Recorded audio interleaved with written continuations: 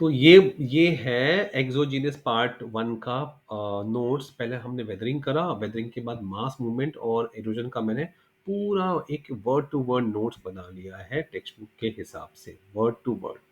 तो पहला mass movement ये है कि मास मूवमेंट में दो होता है, स्लो और रैपिड, स्लो और फास्ट।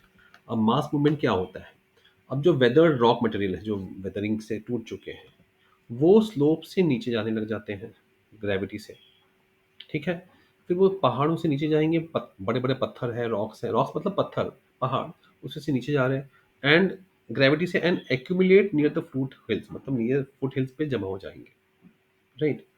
ओके। अब ये प्रोसेस कई साल से चल रहा है, चल रहा है, चल रहा है। अब ये कौन, अब नीचे ये छोटे छोटे पहाड़ बना देते हैं, कोनिकल ही बन जाता है। ओके।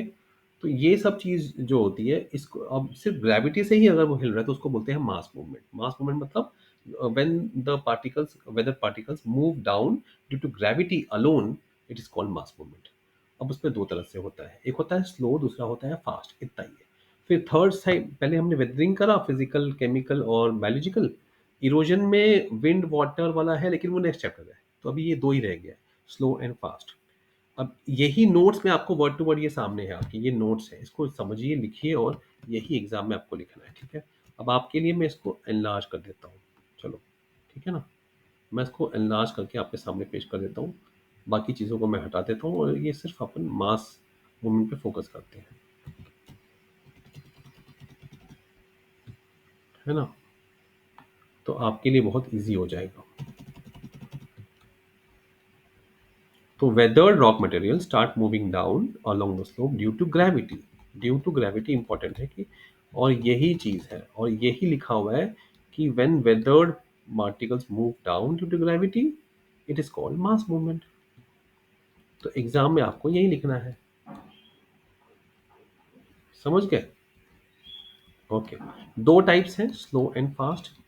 स्लो पे क्या होता है, जहां पे एरिया ड्राई है और जहां पे जेंटल, जेंटल स्लोप ऐसा होता है, स्टीप स्लोप ऐसा होता है कि झट से पहाड़ी चढ़ना है, जेंटल ऐसा होता है नॉर्मली, वहां पे मास मूवमेंट स्लोली स्लोली होगा। है ना? अब इसमें दो वर्ड नए सीखने हैं। एक है सॉइल क्रीप, कि सॉइल वो अंदर क्रीप करेगा, मिट्टी के अंदर जाएगा, बिकॉज उसके पास टाइम बहुत है और वो नीचे नीचे नीचे नीचे ढल नहीं पा रहा है, वो जहाँ है रुक रुक के जा रहा है ना? राइट? तो एंड बगल में हमारा कोई बच्चा है, बहुत तेजी से, बड़े प्यार से वो पढ़े जा रहा है। जूनियर केजी का बच्चा है, आपको ऐसे बाहर नहीं करना है। ठीक है? अब देखिए, मास मूवमेंट के बारे में दिया हुआ है कि मास मूवमेंट्स अकर स्लोली। सॉइल क्रीप एक कॉमन फिनोमेनन है यहाँ पे। दूसरा है सॉलिफ्लक्शन, ये नया वर्ड है। पेरी ग्लेशियल एरियाज में, जहाँ पे ग्लेशियर के आसपास का एरिया है, स्लोप होते हैं ना जहाँ ग्लेशियर्स होते हैं, थोड़ी थोड़ी मिट्टी जमा हो जाती है, small layers of soil accumulate due to soil movement, इसे कहते हैं सॉइल फ्लक्शन। ठीक है? ये याद रखना, यहाँ पे दिया हुआ है और आपको ये ध्यान से समझना है। ये वर्ड नया दिया हुआ है। Very clear?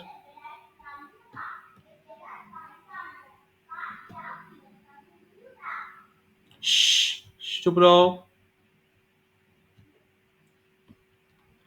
रैपिड, रैपिड में क्या होता है, रॉक फॉल्स, लैंडस्लाइड, लैंड गायब हो गया, अर्थक्वेक्स आ गए, तो इसकी वजह से ना रैपिडली मिट्टी नीचे जा रही है और इफेक्ट्स बहुत डिस्ट्रक्टिव होते हैं। मतलब अर्थक्वेक आ गया, रॉक फॉल हो गया, तो झट से मिट्टी गिर गई ना 5 सेकंड में।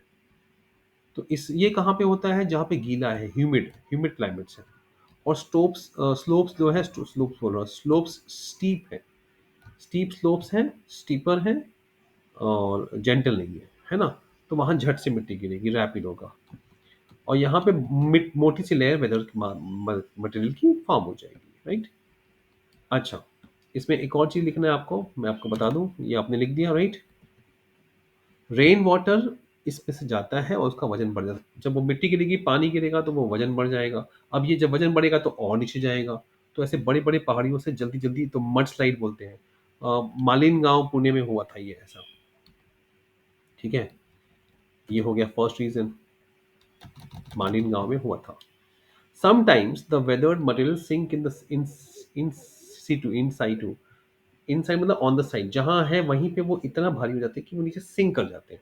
इसके लिए एक और वर्ड है स्लम्पिंग। क्या वर्ड है? स्लम्पिंग। तो हमने आज नए 3 वर्ड पढ़े ना। स्लो में क्या पढ़ा? सॉलिफ्लक्शन और सॉइल क्रीप।